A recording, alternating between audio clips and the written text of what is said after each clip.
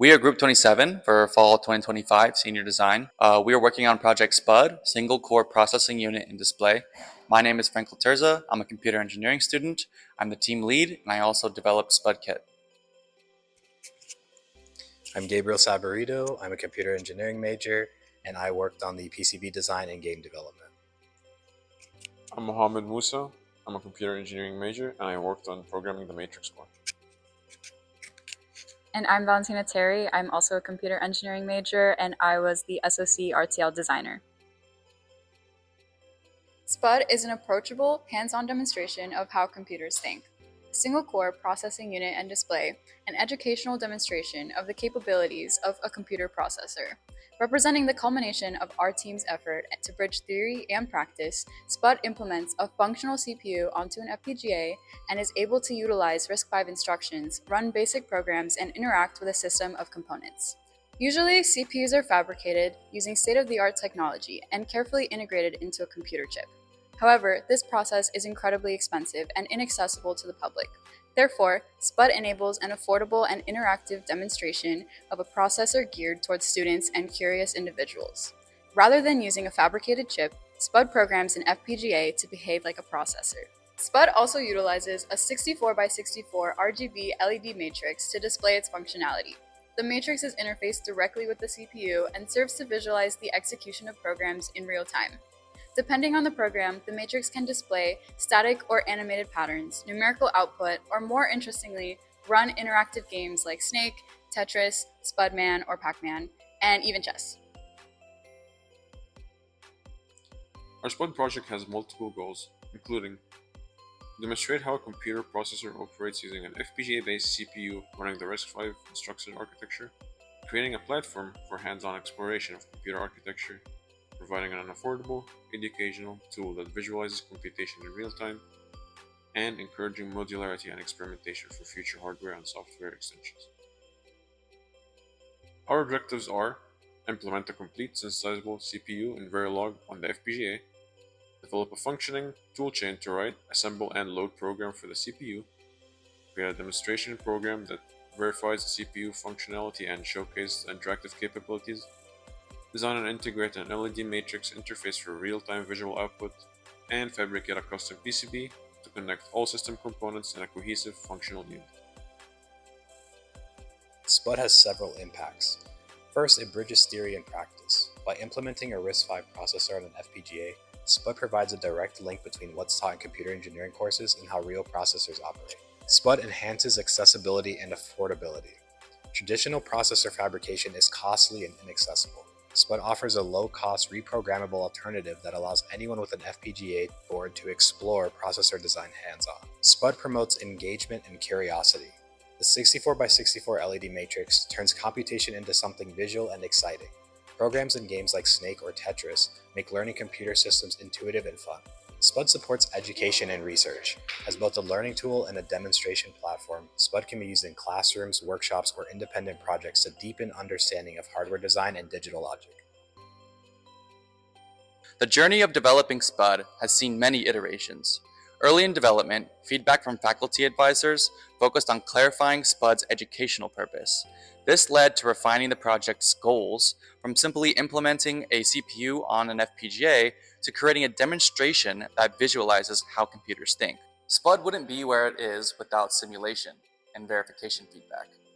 During simulation testing, peers and mentors noted that the timing and functionality checks needed to reflect realistic hardware behavior.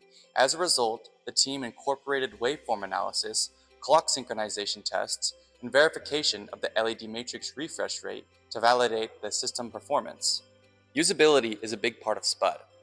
Demonstrations to instructors and peers provided us insight into how users perceived SPUD's interactivity. Based on their feedback, the team added more intuitive visual outputs to better convey the processor's activity.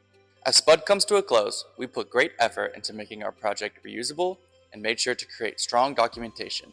We've done our best to make SPUD easily accessible to others creating similar projects, with abstractions like SPUD Kit and guides for creating SPUD games as well as building and running. This will help other users carry on SPUD's legacy and develop their own extensions and programs. Here we have the final product of SPUD. Right here is our FPGA with the peripheral hat on top that's controlling the matrix and the controller. The LED matrix will run all of the demos and showcase them, while the arcade controller will control those demos. This is the SPUD demos menu. The user will be able to use our custom-made arcade controller to select their desired game. All of these games are custom-made using our own made library called SPUDKit. And now I'll showcase the snake game. First we're selecting using this button, and as you can see I can control the snake to eat fruits, and if I do collide into myself, I can do that now, I will die. And I can reset and go back to the main menu.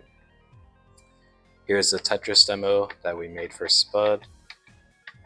It plays just like classic Tetris would in an arcade machine, and you have score counters on the top to keep track of how many lines are cleared and the score for each one cleared, and then once you reach the top, the screen freezes and you die. And then we can reset back to the main menu with this. This is chess. There are 2 players. Blue is white. White moves first, and then red can move as well. And there are 2 cursors, so you can see like the players take turns, and they go back and forth until they get mated. Here is our SPUDman demo, which is basically SPUD's take on Pac-Man. So as you can see, we custom made this map and included a fun little detail where it says UCF. And as you move the SPUD and it collects all the pellets, it can wrap around the map, it can move around, and the ghosts also turn blue and you can eat them, and yeah. Now I'd like to demonstrate how easy it is to make games or simulations using SPUDKit. We're going to be making a simulation called Langton's Ant. It's very simple and only has 2 rules. If the ant is at a white square, turn 90 degrees clockwise, flip the color, and move the ant 1 unit forwards. If at a black square, turn 90 degrees counterclockwise, flip the color of the square, and move 1 unit forwards. Simple. Let's see how we can build this using SPUDKit. First thing we can do is import SPUDKit. Then we can add some preliminary helpers here. Then we can call SPUDKit init, which will set up our peripherals. Then we can call display clear. Then we can add our main game loop. We'll start with a draw function. We need to add some helpers here, like the ant's position. First, we'll draw the entire grid that we have stored locally. We can see that display set pixel will draw an x and y coordinate with whatever color we pass in. Then we can draw our ant pixel based on our current position, and then update our display. This will update the peripheral. Now we need our ant to start moving. We'll make a step function, and then we'll make a helper to get our ant's direction. First, we'll get the cell from the grid that we're currently on. Then we'll flip the color and check the logic. If we're at a white square, we turn right. If we're at a black square, we turn left. Then we can update our ant. With that, we should have a working version of Langton's Ant. Let's build it. Building games with SPUDKit is just as easy as making games. We have a directory called SPUD environment, which gives us helpful tools into building, loading, running, and simulating programs. First, we're going to showcase how we build games before running them on our display. We'll build Langton's Ant using our special UART display.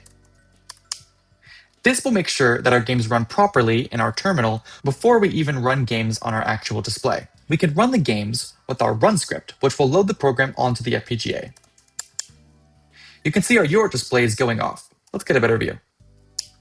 And here's our Langton's Ant running in a simulated terminal. Now, let's look at Langton's Ant on our display. First, we need to build our script without that special build flag. Then we can run our script. Now you can see Langton's Ant successfully running on our display.